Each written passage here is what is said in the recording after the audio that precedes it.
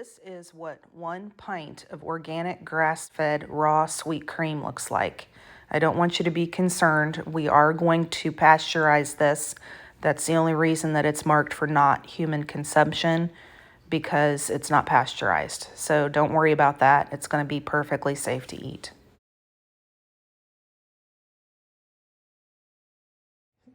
Here's how thick it is.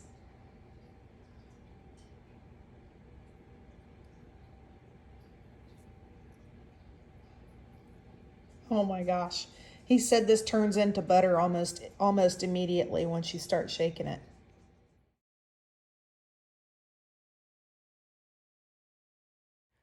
So I thought I hit record on this, but apparently I didn't. This is after baking it. I put it in at 11:30 in the morning and I took it out at about 9:30 at night. And I kind of played with the temps a little bit. Ultimately, I would say set it to about 200 to 225 on your oven if your cream is as thick as mine was. If you have a looser cream, you may need to cook it longer. If you have a heavy cream like this, you may choose to cook it far less than I did at a higher temp. So you'll just have to play with it and see what your oven does with the cream that you get. But this is what we're looking for, this consistency.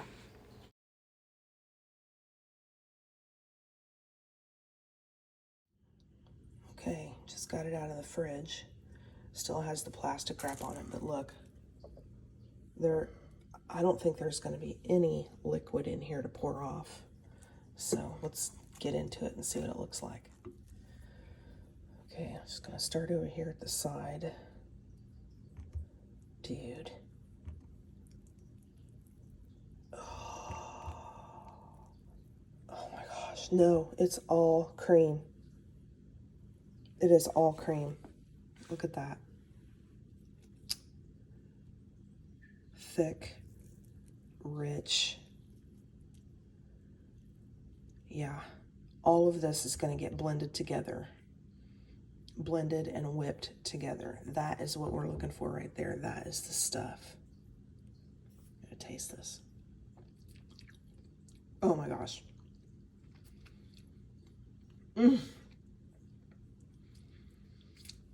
It's like when you put butter in your mouth and it melts, combined with some sort of really rich, nutty, decadent dessert.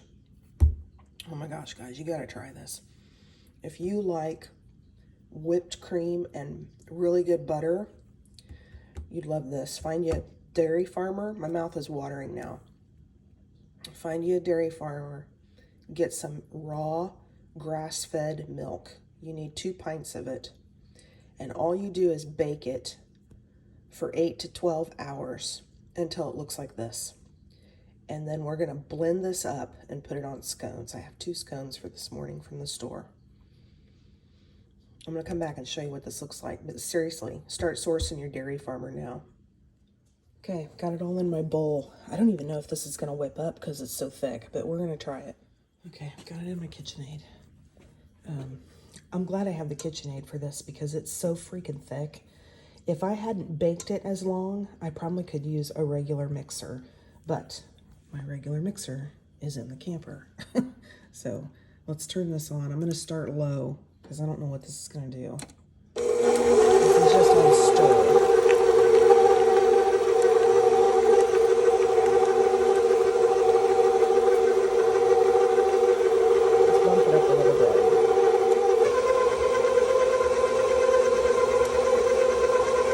What you kind of want is all of the bits to break up.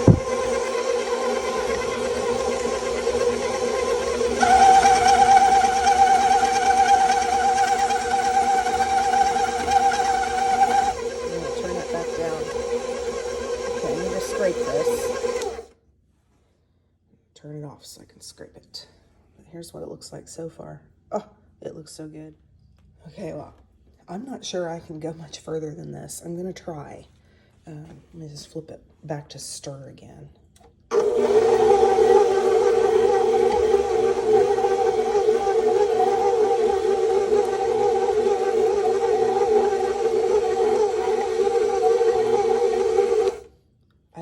can do anymore. I think that's it. It looks perfect.